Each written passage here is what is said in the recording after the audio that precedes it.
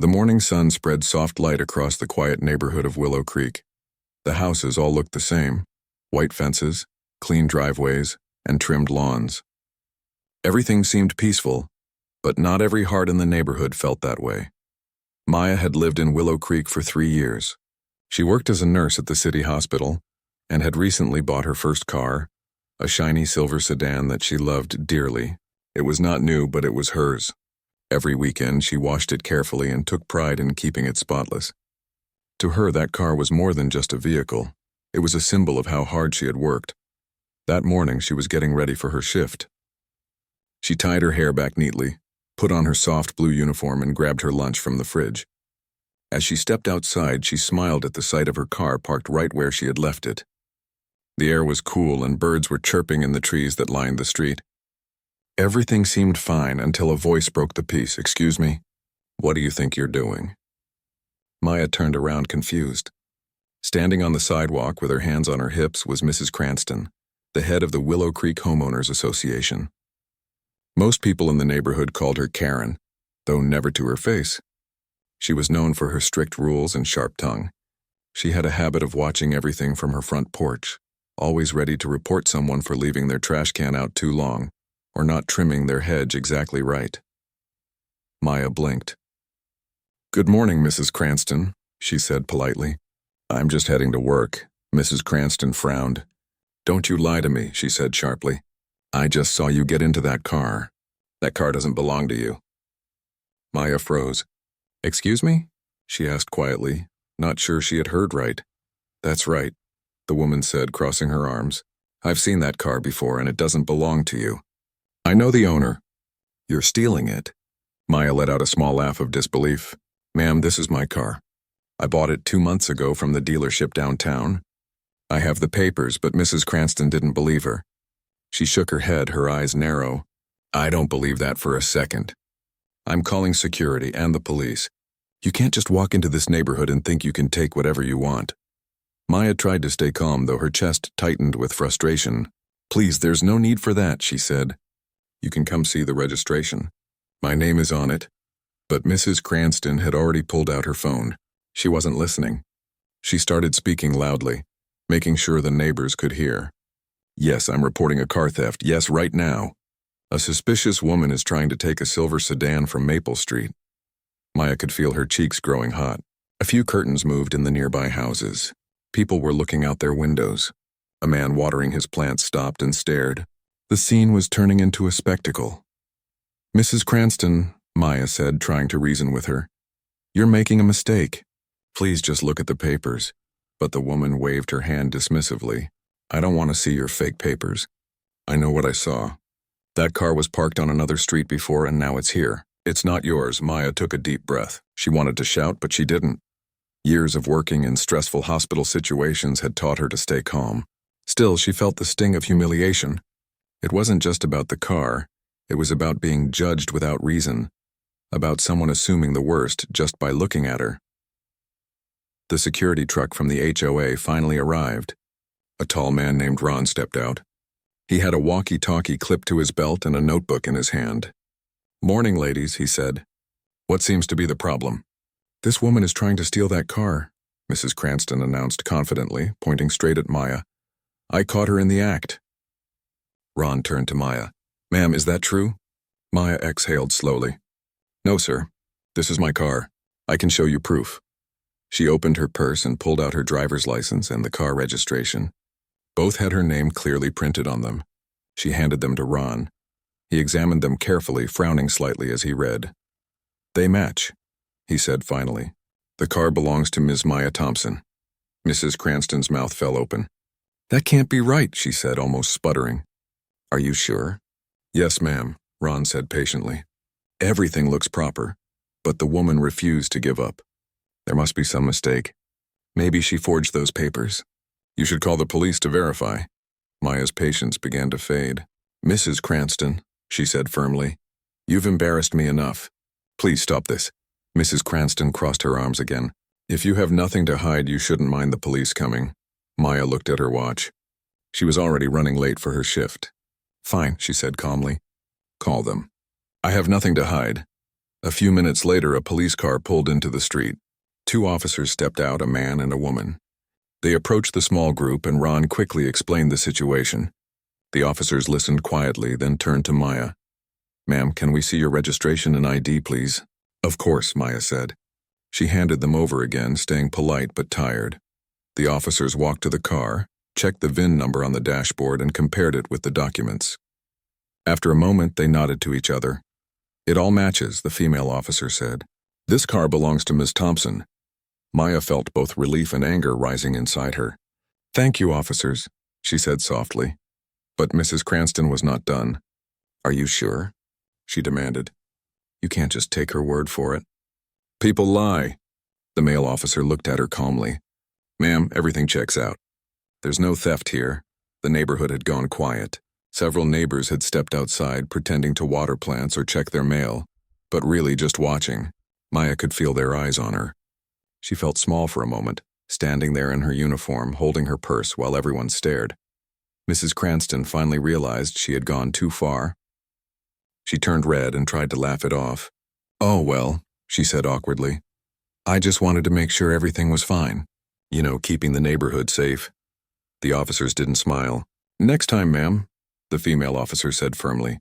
"Please verify before making accusations." Mrs. Cranston muttered something under her breath and walked back toward her house.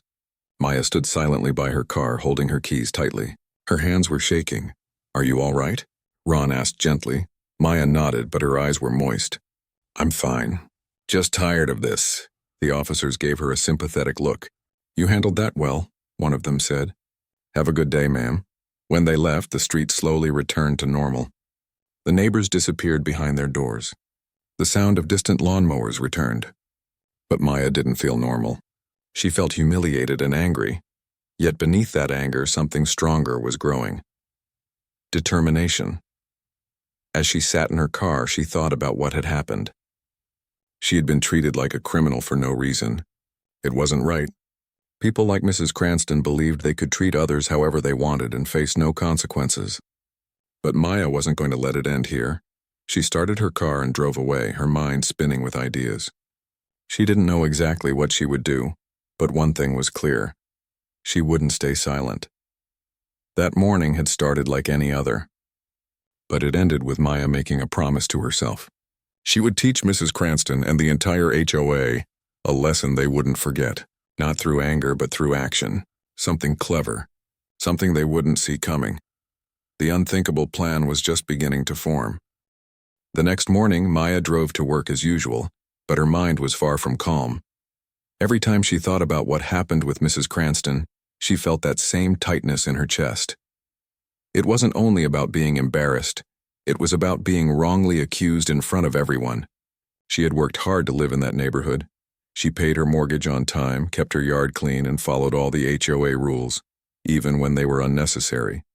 But that didn't seem to matter to some people. At the hospital, Maya focused on her patients, forcing a smile whenever she spoke to them. But during her break, she sat alone in the cafeteria, staring at her tea. Her best friend, Grace, who worked in the same hospital, walked in and noticed Maya's quiet face. "What's wrong?" Grace asked, sitting down beside her. Maya sighed. "Something happened yesterday morning. You won't believe it." Grace listened carefully as Maya told her everything. How Mrs. Cranston accused her of stealing her own car, how she called the police, and how the neighbors stood watching like it was a show. When Maya finished, Grace's mouth was open in disbelief. "She really did that? Just because she thought you didn't belong?" Maya nodded slowly. "She didn't even want to see my papers. She just assumed the worst." Grace shook her head. "That's so wrong, you should file a complaint." "I could," Maya said, "but I don't think it would change anything. She's the HOA president. She controls everything around here. If I complain, she'll just make my life harder." Grace leaned forward. "Then what will you do?" Maya smiled faintly. "I'll do something she won't expect. Something smart." Grace raised an eyebrow. "You sound like you have a plan." "Not yet," Maya admitted. "But I will." That night after returning home, Maya sat in her small living room with a notebook. She wrote the word HOA at the top of the page and underlined it. Then she began to write down everything she knew about the neighborhood's homeowners association. Mrs. Cranston was the president, of course. Then there was her husband, who rarely said anything but attended every meeting. The treasurer was Mr. Lyle, a retired accountant who loved talking about community funds, and the rest were neighbors who didn't seem to question any of Mrs. Cranston's decisions. The HOA managed all community affairs, security, maintenance, and property issues. They also collected monthly fees from every homeowner. Maya always paid hers on time, but as she thought about it, she realized she didn't actually know where all that money went. The HOA collected hundreds of dollars from each house every month, but she didn't see much change in the community. The park still had broken benches and the sidewalks had cracks. What if, she thought slowly, the HOA isn't as perfect as it seems? Her mind began to work quickly. If she could find something wrong with how they managed things, she could expose the truth and show everyone who really needed to be held accountable. That was when she decided to attend the next HOA meeting. The meeting was held every second Thursday of the month in the community center, a small building near the entrance of Willow Creek. Maya had never gone before, but this time she made sure to be there early. When she walked in, about 20 people were already seated. Mrs. Cranston was at the front table with a clipboard, looking proud as always. Her smile faded when she saw Maya enter. "Oh," she said in a surprised tone. "Didn't expect to see you here, Miss Thompson." Maya gave a polite smile. "I'm a resident too, aren't I? Thought I should see how things work." Mrs. Cranston forced a small laugh. "Of course. Please have a seat." Maya sat quietly at the back. The meeting began, and Mrs. Cranston went through the usual topics: lawn maintenance, street repairs, and complaints about people not following the rules. Then came the financial report. Mr. Lyle, the treasurer, opened a folder and read out numbers in a dull voice. "We collected a total of $32,000 this quarter. Expenses included landscaping, community security, and administrative costs." Maya raised her hand. Mrs. Cranston frowned slightly. "Yes, Ms. Thompson." "Could we see a breakdown of the expenses?" Maya asked politely. "It would be nice to know how the funds are being used." A few people nodded quietly, but Mrs. Cranston didn't seem pleased. "All financial information is confidential," she said quickly. "You can request a summary, but detailed records aren't shared with everyone." Maya tilted her head. "But isn't it the residents' money? Shouldn't we be able to see where it goes?" That question made a few people whisper among themselves. Mr. Lyle looked nervous. Mrs. Cranston cleared her throat. "We'll discuss that later," she said firmly, moving on to the next topic. But Maya had already noticed something. Mrs. Cranston was hiding something. Over the next few days, Maya began her quiet investigation. She read the HOA's bylaws, which clearly stated that all financial reports must be made available to any homeowner who requested them in writing. So she did exactly that. She sent a short, polite letter to the HOA office asking for a full financial record of the last year. Days passed with no reply. Then one morning she found an envelope in her mailbox. It was from the HOA, but instead of the records, there was only a short note. "Your request has been denied. HOA records are private. Do not pursue this matter further." Willow Creek Maya read the note twice, feeling a mix of anger and curiosity. "Private?" she whispered. "They can't do that." That night she searched online for HOA laws in her state. She discovered something important. Residents had the legal right to see all financial documents. If the HOA refused, it could face serious penalties. Maya smiled to herself. So Mrs. Cranston doesn't know who she's dealing with. The next step of her plan was simple but bold. She decided to gather the neighbors who also felt frustrated by the HOA. It wasn't easy. Most people were scared to speak up, but Maya was kind and calm and people trusted her.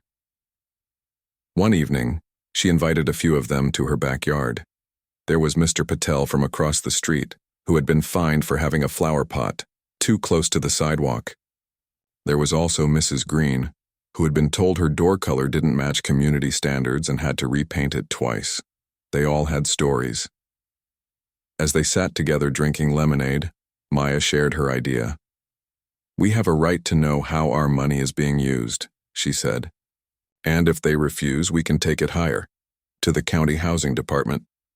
The neighbors nodded in agreement. For the first time, Maya saw a spark of unity among them. They weren't alone anymore. They agreed to sign a petition demanding transparency. Maya wrote it carefully, keeping her tone respectful.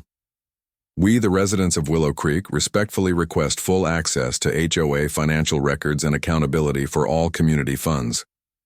Within a week, more than half the neighborhood had signed it. When Mrs. Cranston received the petition, she was furious. She called for an emergency HOA meeting, sending out messages claiming that false rumors were spreading.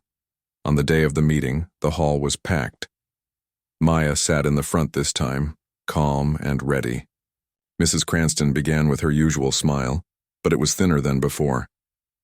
"It seems," she said, "that some people are spreading lies about our leadership. Let me assure you, your HOA is doing everything properly." Maya stood up slowly. "Then you won't mind showing the records to everyone," she said. "We've all signed a petition asking for it." There was a murmur of agreement in the crowd. People were tired of being ignored. Mrs. Cranston tried to argue, but the residents spoke louder. Mr. Patel stood up. "We pay our fees every month. We deserve to know where it goes." Even Mr. Lyle, the treasurer, looked uneasy. He adjusted his glasses and finally spoke. "I think we should show them. It's their right." Mrs. Cranston glared at him, but the crowd had made up its mind. The meeting ended with a vote, and for the first time the HOA members voted against Mrs. Cranston's wishes. They agreed to release the financial reports. Maya sat quietly as everyone clapped. She didn't smile yet. She wanted to see the truth first. A few days later, the documents were released, and what they revealed shocked everyone. Huge amounts of money had been spent on things that didn't exist, repairs that were never done, services never used, and payments to contractors who couldn't be found. At the bottom of the reports, all payments were signed by one name, Mrs. Helen Cranston. The neighbors were furious. They felt cheated. The woman who had accused others of wrongdoing was the one breaking the trust all along. Maya didn't gloat or shout. She simply gathered the papers and handed them to the local housing department. Within a week, an official investigation began. Mrs. Cranston's proud smile was gone. Her name was now under review for misuse of community funds. Maya had done the unthinkable, not by shouting, not by fighting, but by staying calm, using knowledge and bringing the truth to light. But this was only the beginning. The investigation was still ongoing, and Mrs. Cranston wasn't ready to give up easily. And as Maya watched from her window that night, she saw the lights still on in the Cranston house. She could almost feel the anger from across the street. Something told her the fight wasn't over yet. The next few weeks in Willow Creek were filled with tension. News of the HOA investigation spread quickly. People whispered in driveways, talked in low voices at the park, and exchanged knowing looks whenever Mrs. Cranston passed by. The proud HOA president who once walked the neighborhood with confidence now avoided eye contact. Her once cheerful morning waves had disappeared. She hardly left her house except to pick up mail or glare at Maya's home from across the street, but Maya stayed calm. She went to work every day, smiled at her neighbors, and minded her own business. She didn't celebrate or brag. Deep down, she was proud. But she knew the fight was not over, because she had seen the look in Mrs. Cranston's eyes the last time their paths crossed. It wasn't defeat. It was anger. One Saturday morning, Maya was sitting on her porch sipping coffee and enjoying the cool breeze. Birds sang in the trees and kids were riding bikes nearby. It was peaceful, until she noticed a white SUV stop in front of her house. Out stepped Mrs. Cranston wearing dark sunglasses and holding a folder. She walked up the driveway with sharp steps. Maya put down her cup and stood. "Good morning," she said, her tone polite but distant. Mrs. Cranston smiled tightly. "We need to talk." "About what?" Maya asked calmly. "The HOA has reviewed your property. We found several violations," she said, opening the folder. "Your grass is 1 inch too tall. Your mailbox paint is fading. And apparently your garbage bin was left outside past the collection time last Tuesday." Maya stared at her, speechless for a moment. "You're serious?" "Very serious," Mrs. Cranston said. "The rules are there for everyone." "Ms. Thompson, you of all people should know that." Maya understood what was happening. Mrs. Cranston was using the HOA rules to attack her, out of revenge.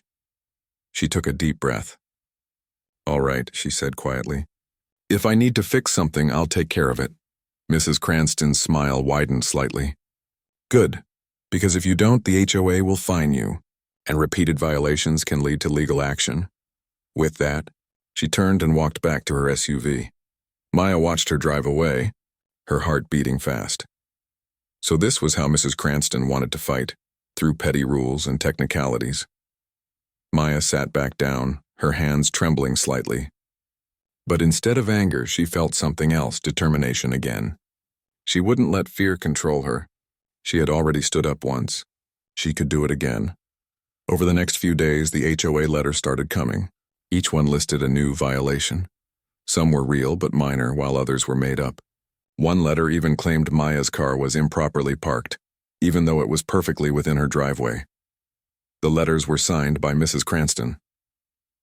At first, Maya felt overwhelmed.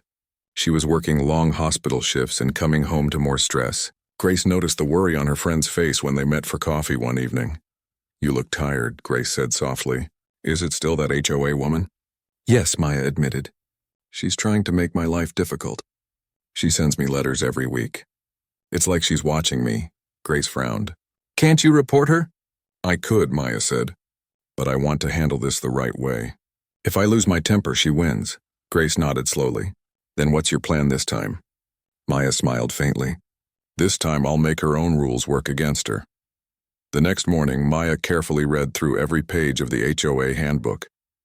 She highlighted parts that Mrs. Cranston had probably forgotten or ignored. One rule stood out to her immediately. All residents, including HOA board members, must follow community property regulations equally. Violations by board members are subject to the same penalties. That line made Maya smile. If Mrs. Cranston wanted to play this game, she could play it too, but smarter. Over the next few days, Maya began quietly collecting small pieces of evidence. She walked around the neighborhood early in the morning, taking pictures of several houses, including Mrs. Cranston's. Her mailbox had peeling paint. Her trash bin often sat out for days after collection. Her fence was slightly cracked, and her garden lights were broken. All of these were minor violations, but according to HOA rules, violations nonetheless. Maya didn't rush. She gathered everything carefully, saving each photo in a folder labeled Fairness. When she was ready, she wrote a calm and professional email to the HOA board, excluding Mrs. Cranston. "Dear board members, I am writing to express concern regarding the enforcement of HOA rules in our community. It seems that violations are not being applied equally to all residents. I have attached some examples below." Respectfully, Maya Thompson. She attached the photos. 2 days later, her phone buzzed with an email notification. It was from Mr. Lyle, the treasurer. "Dear Ms. Thompson, thank you for your message. The board will review this matter at our next meeting. Sincerely, Lyle Adams." Treasurer Maya felt a small sense of victory. At the next HOA meeting, the room was more crowded than usual. Word had spread about the growing tension between Mrs. Cranston and Maya. As soon as the meeting began, Mrs. Cranston tried to speak first. "We need to address one resident's continuous rule-breaking." But Mr. Lyle interrupted. "Actually, before that, we have another concern to discuss." Mrs. Cranston frowned. "What concern?" Mr. Lyle opened a folder. "We received a complaint about unequal rule enforcement. It includes photos showing multiple violations on your property, Mrs. Cranston." The room went silent. Mrs. Cranston blinked. "What? That's ridiculous." Mr. Lyle showed the photos. Mailbox paint, trash bin, and fence. "According to HOA Code Section 5A, these are valid violations." The audience began whispering. Maya sat quietly in her seat, expression calm. Mrs. Cranston tried to defend herself. "Those are small issues. I've been busy managing this community." Mr. Lyle replied firmly. "The rules apply equally to everyone, including board members." The irony of the situation was not lost on the crowd. For years, Mrs. Cranston had fined residents for the smallest details. Now she was facing her own list of violations, presented in front of everyone. Her face turned red. She looked at Maya, her eyes cold and furious, but Maya didn't flinch. When the meeting ended, several residents approached Maya to thank her. "You did what we couldn't," one man said. "You stood up to her." Maya smiled gently. "I just wanted fairness." But the conflict was far from over. A few days later, a letter appeared in Maya's mailbox again. It wasn't the usual printed HOA notice, it was handwritten. "You may think you've won, but you don't know who you're dealing with. Be careful what you do next." H.C. Maya stared at the note. It didn't scare her, but it did make her realize how deep Mrs. Cranston's anger ran. She folded the paper and kept it as proof, just in case. Still, she decided she wouldn't back down. She went on with her life, keeping everything neat and following every rule perfectly. Weeks passed, and the investigation into the HOA funds continued. Inspectors from the county visited the community office, asking questions and reviewing files. Rumors spread that missing funds had been traced to a personal account under Mrs. Cranston's name. The once proud HOA president now barely left her house. But just when things started to settle, something unexpected happened. One stormy night, around midnight, Maya woke up to a strange sound outside. It was faint but steady, like metal scraping against something. She got up quietly and looked out her window. In the dim streetlight, she saw a shadowy figure near her car. Her heart jumped. She couldn't see who it was, but the shape looked familiar. Short, wearing a raincoat. Maya quickly turned on her porch light. The figure froze for a second, then ran off toward the Cranston house. Her hands trembled as she grabbed her phone and called the police. "Someone was trying to damage my car," she said calmly but firmly. When officers arrived, they checked the area. There were fresh scratches on her car door, and a small screwdriver lay on the ground nearby. The police made a report. Maya didn't accuse anyone directly, but she didn't have to. The direction the person ran spoke for itself. The next morning, neighbors gathered outside, whispering again. The story spread fast. "Someone tried to vandalize Maya's car," they said. "Who would do that?" Mrs. Cranston didn't show her face all day. That evening, Maya received another call from the county housing office. The investigation into the HOA was complete. "Ms. Thompson," the officer said, "thank you for your cooperation. We found several irregularities in the HOA's accounts. Formal action will be taken soon." Maya thanked them politely and hung up, feeling a deep wave of relief. The storm outside had cleared, and sunlight broke through the clouds. She stood by her window looking at her car. It had a few scratches now, but it still stood strong, just like her. She had faced false accusations, unfair rules, and even threats. But she never lost her calm, never gave in to anger. Still, something told her the story wasn't finished yet. Because when people like Mrs. Cranston fall, they don't fall quietly. They always try to take someone down with them. And Maya knew, before peace returned to Willow Creek, one last battle was coming. The morning after the storm, Willow Creek was quiet. The air smelled fresh and puddles shimmered on the road. But underneath that calm surface, tension still hung heavy. Everyone knew about the county investigation. Everyone had heard about the late-night vandalism attempt. And everyone was waiting for what would happen next. Maya woke up early. She stood by her window looking at her scratched car. It still hurt to see it like that, but she didn't feel anger anymore, just strength. She had survived worse moments, and she wouldn't let this break her. As she got ready for work, she received a message from the county housing office. "Final hearing scheduled Friday 2 p.m. Attendance requested." Maya took a deep breath. It was almost over. The hearing would decide the HOA's fate, and likely Mrs. Cranston's position as president. She replied with a short confirmation, then left for the hospital. But all day her mind kept drifting back to that message. Meanwhile, across the street, Mrs. Cranston sat in her living room with a cup of cold coffee. Papers were spread across the table, letters from the county, HOA documents, and copies of the petition signed by her own neighbors. Her husband Greg sat on the couch reading the newspaper silently. He had barely spoken to her since the investigation started. "They're treating me like a criminal," she said bitterly. "After all I've done for this neighborhood." Greg lowered the paper. "Helen, you did use HOA funds without permission," he said carefully. "You paid contractors that didn't exist. I was keeping the neighborhood running," she snapped. "Those records were just written differently. I didn't do anything wrong," Greg sighed. "Maybe you should step down before it gets worse." but Mrs. Cranston shook her head firmly. No, I won't give that woman the satisfaction. She's the reason this all started. Greg didn't answer. He knew there was no point arguing anymore. Over the next few days, Maya continued her normal routine. She didn't talk much about the case to anyone. Still, many neighbors showed quiet support. They smiled, waved, or dropped kind words when they saw her. Thank you for standing up, one woman said. We were all too scared before. Maya always replied humbly. We just needed fairness. But even as she felt the community's support, she couldn't shake the feeling that something was coming. She noticed unfamiliar cars parked on the street at odd hours.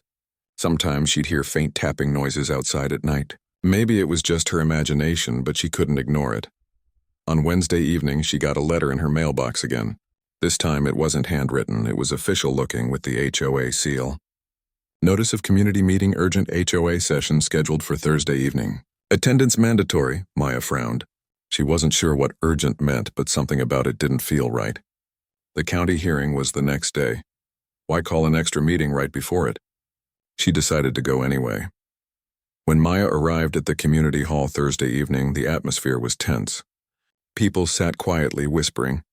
Mrs. Cranston sat at the front, her face pale but proud. Maya took a seat in the back. Thank you all for coming, Mrs. Cranston began, forcing a smile. As your HOA president, I wanted to clear the air before tomorrow's hearing. There have been a lot of false claims, and I think it's time the truth comes out. Maya folded her hands in her lap. She knew this was going to be another performance. Mrs. Cranston continued. Certain individuals have tried to destroy this community's reputation. They've spread lies, accused me of things I didn't do, and caused division among good neighbors. She paused dramatically, letting her words hang in the air. Then she pointed her hand toward Maya. And it all started with her. Gasps spread across the room. Maya stayed calm, though her heart pounded. Mrs. Cranston continued. She's been recording people, taking pictures without permission, and filing false complaints. She's trying to take over the HOA. That's not true, Maya said quietly but firmly. I only asked for transparency. I followed every rule you set. Mrs. Cranston slammed a paper on the table. Then explain this. A police report. Someone called them about vandalism, claiming it was me. That's slander.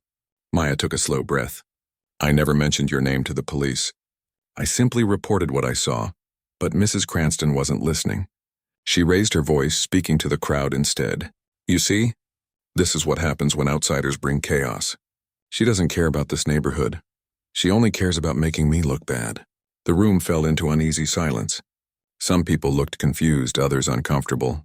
Mr. Lyle stood up slowly. Mrs. Cranston, that's enough, he said. You can't accuse people without proof. She started it. Mrs. Cranston snapped. Mr. Lyle turned to the audience. We all saw the records. The missing money, the fake receipts, it's not a lie. The county investigation found evidence. Let's stop pretending. Mrs. Cranston froze. For a moment, her mask slipped.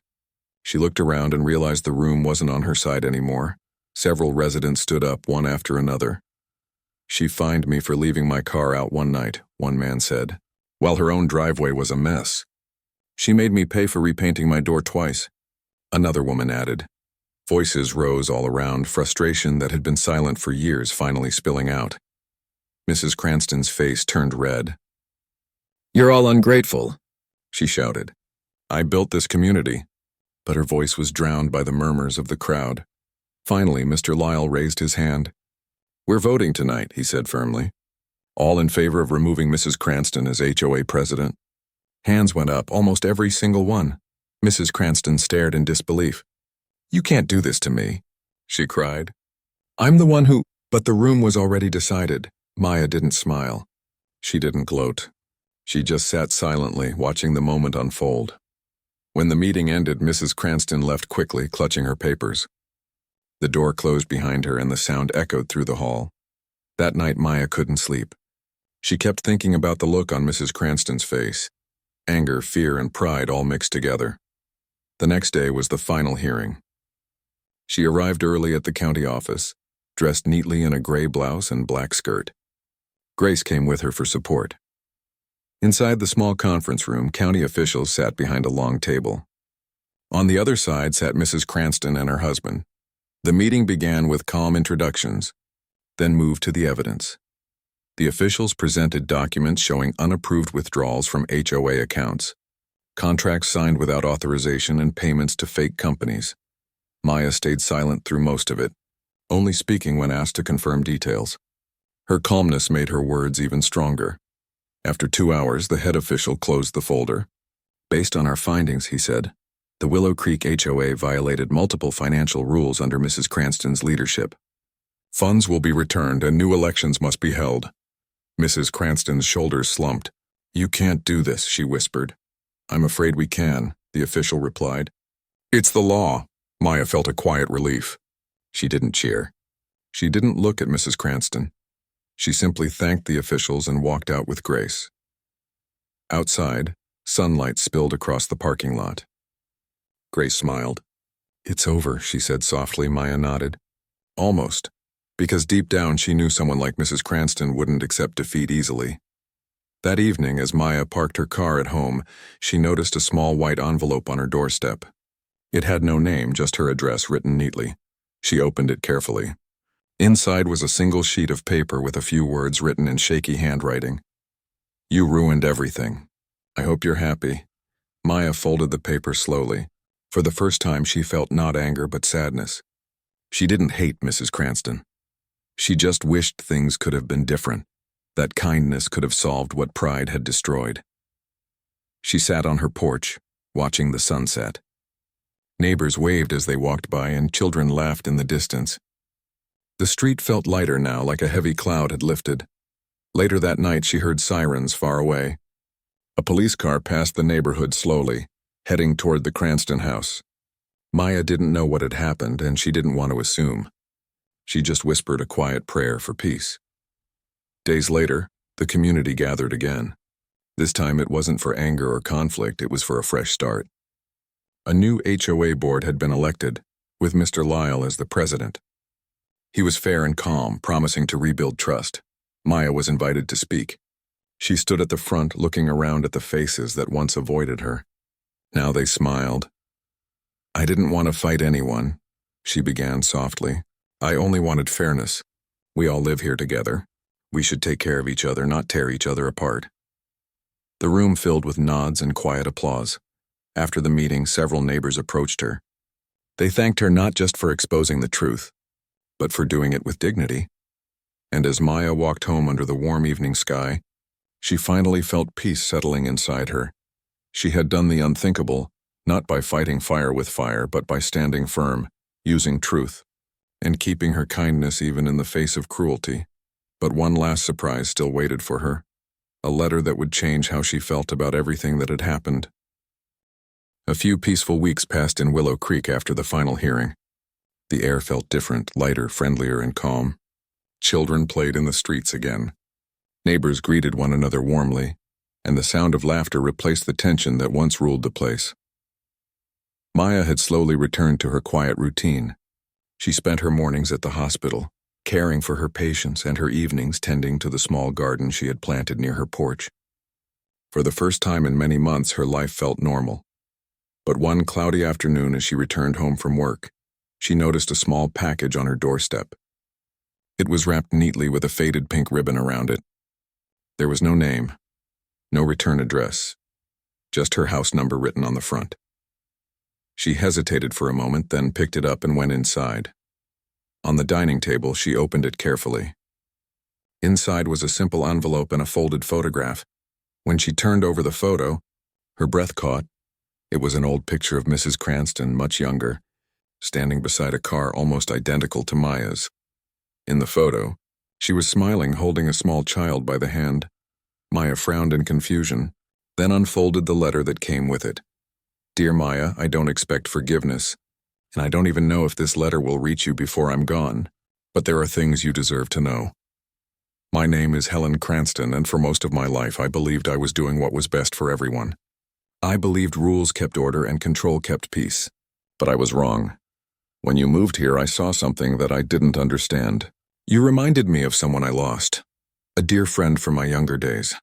She owned a car just like yours, worked in the hospital, and lived in the same neighborhood before she moved away.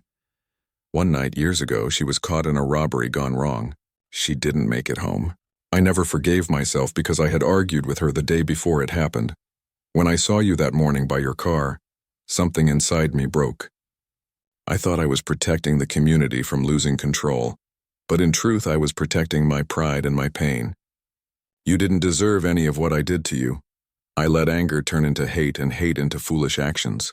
When I accused you, I wasn't just seeing you, I was seeing a ghost from my past. Now as everything has fallen apart, I finally see clearly. You were never the problem. I was. If you can forgive an old woman who didn't know how to let go of her own bitterness. You stood strong when I only knew how to attack. You did the unthinkable, you stayed kind. Whatever happens to me now, I hope you find peace. And I hope this neighborhood remembers the lesson I could not. Helen Maya read the letter twice, her eyes stinging. She set it down and looked again at the photograph. Mrs. Cranston's expression in that picture was so different from the woman she had known. Warm, open, full of life. For a long time, Maya sat quietly, thinking about everything that had happened. The accusations, the meetings, the hearing. It all suddenly felt smaller compared to the pain behind those words. She realized that what she had mistaken for cruelty was, in many ways, deep regret and confusion. Later that evening, Maya walked across the street to the Cranston house. The once proud home now looked lonely. The front lawn was untrimmed and the mailbox overflowed with letters. She knocked gently. After a moment, the door opened and Greg Cranston stood there. His eyes looked tired but kind. "Maya," he said softly. "You got her letter?" "Yes," she replied quietly. "I did." Greg nodded slowly. "She wrote it before she went into care. The stress after everything? It was too much. She's in a recovery home now." "I see," Maya said, her voice calm. "I'm sorry she's unwell." Greg smiled sadly. "She asked me to send that letter. I think it gave her some peace." They stood there for a few silent seconds, the evening breeze brushing through the quiet street. "Thank you for delivering it," Maya said finally. "And please tell her, I forgive her." Greg's eyes filled with gratitude.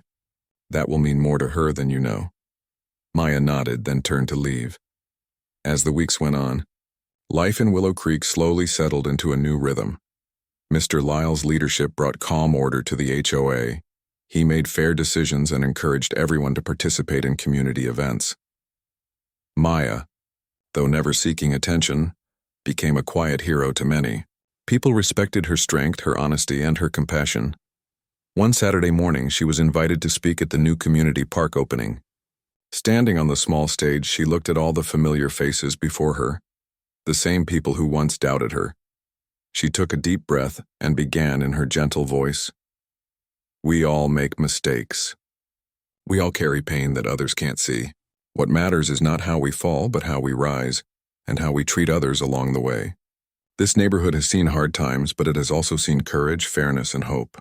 I believe we can be better now. Together." Applause filled the air, warm and heartfelt. Children clapped, and even the older residents nodded with smiles. Maya felt peace settle deep inside her heart. That night, she sat on her porch again, sipping tea. The stars twinkled above, and her garden lights glowed softly. She thought about Helen Cranston, about the letter, the pain, and the strange way life teaches forgiveness. Grace called her later that night. "You okay?" she asked.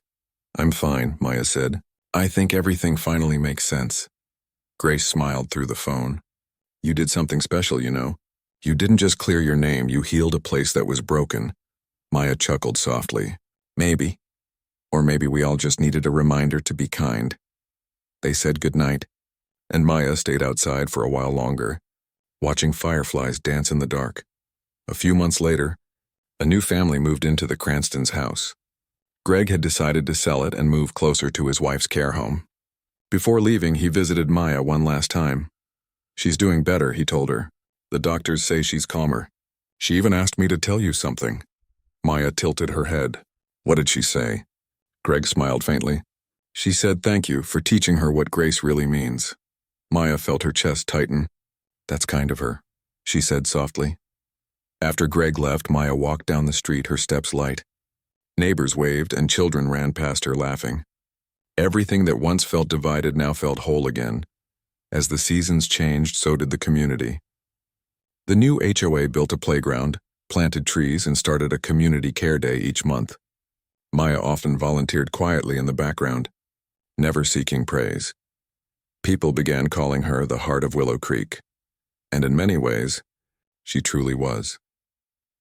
One afternoon, a small package arrived for her again, this time from the care home. Inside was a small keychain shaped like a car, silver and shiny. Attached to it was a note in neat handwriting. For the woman who turned pain into peace. Helen. Maya smiled gently, closing her fingers around the keychain. She attached it to her car keys where it jingled softly whenever she drove. Each time she heard that sound, she was reminded of how far she had come. Not just in winning a fight, but in healing a heart, even one that had hurt her. Years later, Willow Creek became known across the county as one of the friendliest neighborhoods. People often said it was because of one resident who believed in fairness and forgiveness. Maya never corrected them. She didn't need credit. She knew the truth, that real strength was not about winning but about staying kind when others weren't. On a warm summer evening, she sat once more on her porch, watching the sunset paint the sky gold. A group of children ran past, chasing a ball, their laughter echoing through the peaceful street. She smiled, whispering softly to herself, "Peace doesn't come from power. It comes from understanding." And with that, the story of a misunderstanding, a community, and two very different women found its quiet, hopeful ending.